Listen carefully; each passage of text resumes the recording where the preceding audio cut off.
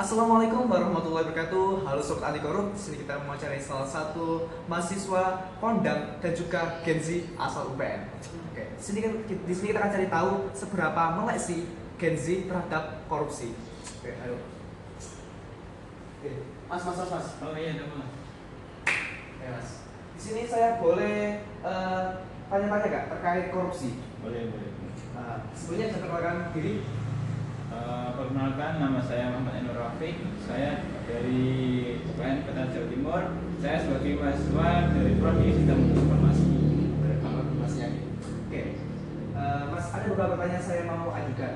Apakah boleh? Boleh. Oke. Yang pertama, menurut Mas Rafiq nih, korupsi itu apa sih dan mengapa sih korupsi ini berbahaya bagi negara kita ini? Kalau ditanya definisinya itu, menurut pemahaman saya ialah korupsi ialah suatu tindakan penyelewengan kekuasaan atau wewenang yang mana itu digunakan untuk kepentingan pribadinya masing-masing dan bisa merugikan negara. Dan jika ditanya seberapa bahayanya itu, salah satu dampaknya itu ialah bisa menghambat pembangunan ekonomi di suatu negara, kemudian bisa menghilangkan kepercayaan suatu masyarakat terhadap pejabat. Oke.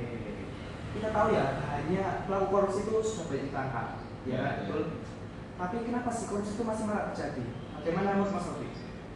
Cukup satu kata aja, yaitu hukum. Wah, kenapa tuh kok bisa hukum?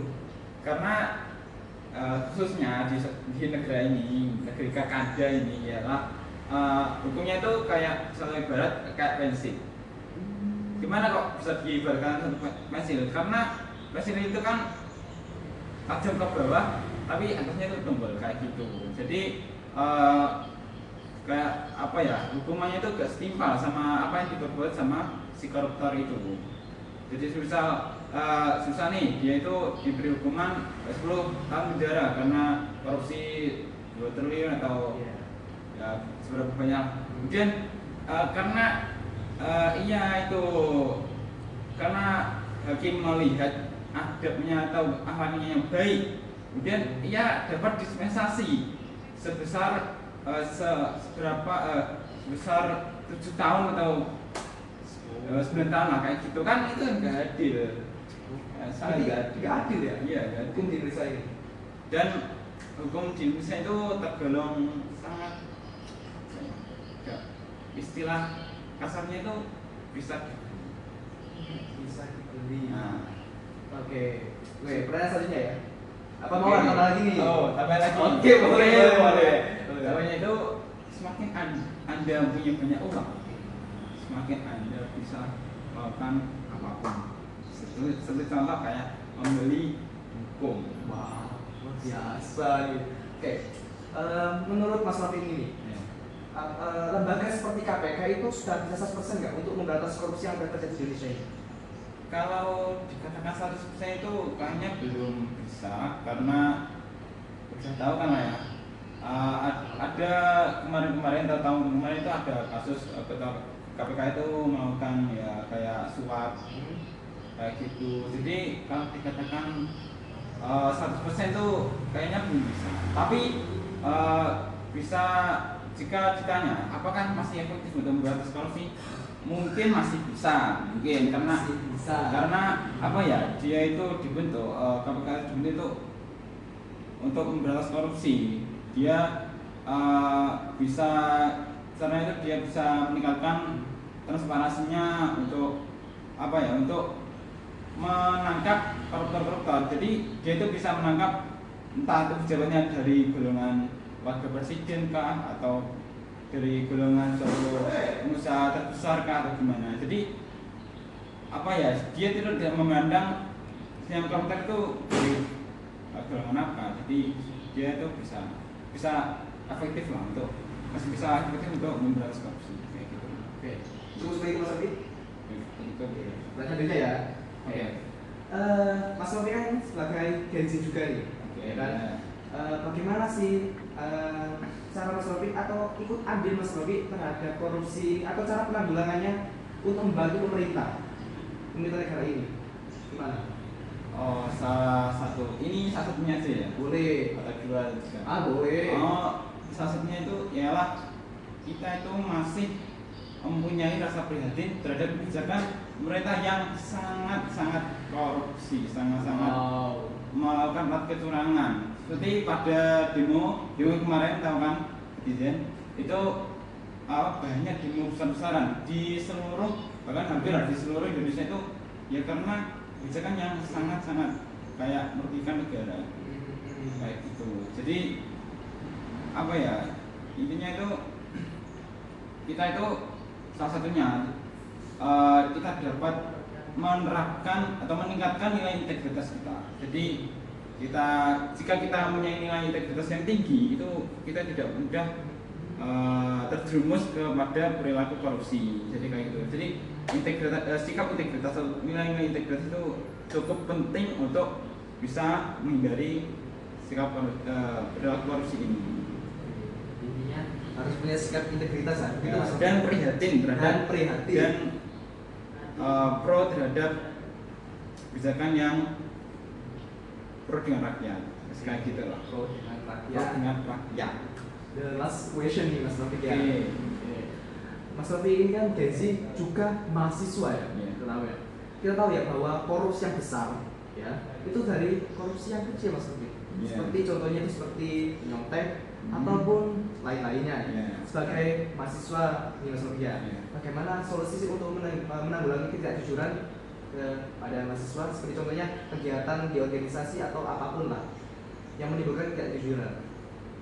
Kalau itu balik lagi ke poin yang saya singgung tadi itu, intinya itu meningkatkan nilai integritas kita. Jadi misal nih kita walaupun ya seminta apapun kita, jika kita tidak mempunyai nilai integritas, ya bakal terjerumus juga.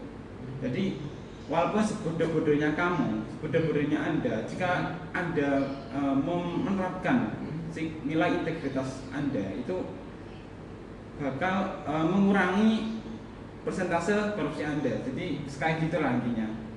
Dan salah satunya itu jika kita ya kita andil dalam atau ikut dalam organisasi itu, salah satunya ialah kita selalu mempunyai rasa tanggung jawab untuk menyelesaikan tugas-tugas kita atau proker kita. Jadi misalnya kita tanggung jawab untuk menjadi ketua atau seksi atau apa, itu ya tanggung jawabnya itu harus diselesaikan dulu. Jadi itu salah satu poin untuk mengurangi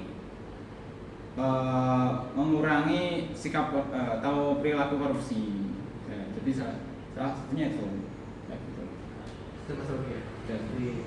Terima kasih banget, keren banget nih Mas Rofi dalam menjawab itu. Terima kasih Mas Rofi atas wawancaranya. Terima kasih Mas Rofi. Assalamualaikum warahmatullahi wabarakatuh. Halo sobat anti korup, di sini kita akan mewawancari salah satu narasumber dan juga dosen asal UINSA. Oke, di sini kita akan cari tahu seberapa tahu sih mereka mengenai tentang korupsi. Oke, bisa perkenalkan dulu? Iya, nama saya Sudarmono, dosen IB di FPK. Untuk tahun kelahiran 1987. Berarti masih masuk gen milenial ya? 8 tahun. Di sini saya mau bertanya tentang korupsi 3 aja, boleh nggak? Bisa? Boleh. Kita tahu ya bahwa korupsi di Indonesia itu sudah sering terjadi, marak terjadi, bahkan demo sudah di mana-mana. Menurut Mister nih, apakah para koruptor itu sudah diadili dengan seadil-adilnya dengan hukum yang ada di Indonesia? Menurut Mister bagaimana? Kalau untuk koruptor ini kan di eranya Pak Prabowo ini keluar semua ya, jadi sudah pakai korupsinya terkuap semua. Jadi untuk pengadilannya masih belum belum. Jadi bahkan agak tertimbun oleh berita korupsi lain, terus ada berita lain. Jadi kita sebagai masyarakat masih belum tahu untuk proses hukumnya dari para koruptor yang sudah tersangka itu. Jadi masih belum adil banget, belum adil. Iya. Dan menurut Mister nih, apakah lembaga seperti KPK itu sudah bisa 100% untuk memberantas korupsi, Mister? Kayaknya masih belum 100%. 100% ya? Karena masih ada banyak, menurut saya itu banyak orang-orang kuat, yang mafia itu yang mungkin kekuatannya jauh lebih dari KPK, sehingga mungkin pemberantasannya juga yang belum terlalu ini ya, belum transparan, belum yang adil, yang ditunjukkan ke masyarakat. Oke, untuk last pertanyaan nih Mister. Menurut Mister ya, kita sebagai masyarakat biasa itu untuk membantu pemerintah melawan korupsi itu bagaimana caranya? Kalau untuk membantu pemerintah dalam korupsi ya dari diri sendiri, jangan korupsi ya, jangan kalau bukan punya kita ya nggak usah diambil gitu. Jadi menanamkan ke diri sendiri itu kayak semacam agama religiusnya kita itu harus diperbaiki lagi, iman kita juga. Jadi ya sadar diri dulu untuk supaya tidak berperilaku buruk atau mengambil hak milik orang lain. Itu dari diri sendiri, dari masyarakat bawahnya juga. Segitu saja Mister. Terima kasih. Oke, sama-sama. Oke, itulah pendapat dari generasi milenial. Assalamualaikum warahmatullahi wabarakatuh. Halo sobat anti korup, di sini kita akan mewawancarai salah satu Gen X dan juga dosen dari UNSA.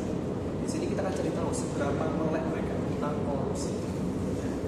Oke Bapak, bisa mengenalkan diri? Ya, siap. Ya, perkenalkan diri.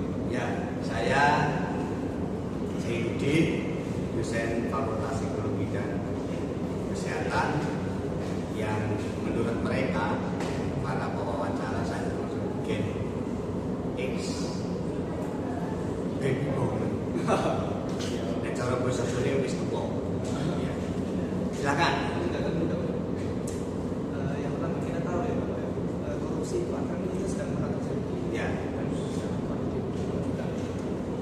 Menurut Bapak nih, kenapa korupsi ini bisa terjadi? Karena yang pertama pasti mereka akidah tauhidnya, mereka memahami agama yang kurang mendalam. Yang ketiga, mereka nggak paham Pancasila. Orang kalau betul-betul paham Pancasila sebagai dasar negara kita itu pasti nggak korupsi.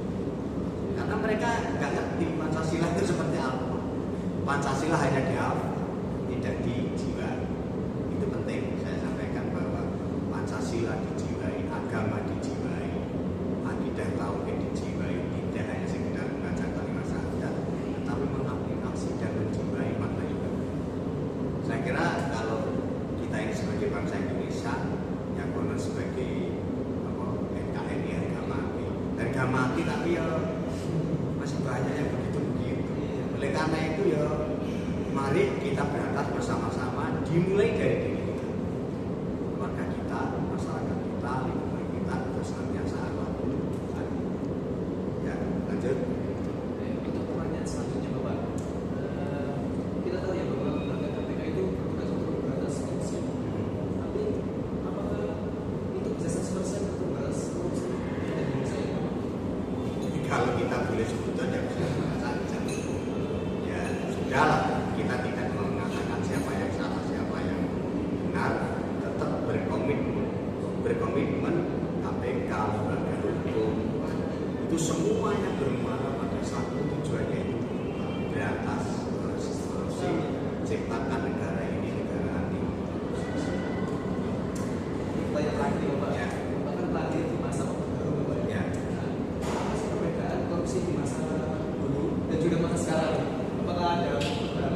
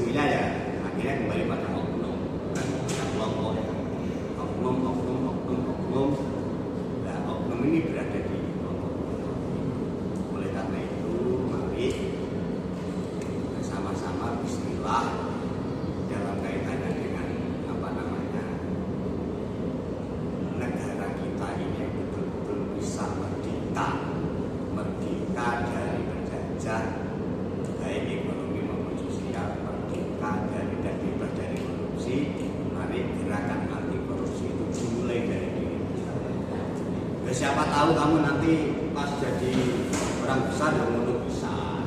Nah, terima kasih. Saya kira cukup. Assalamualaikum warahmatullahi wabarakatuh.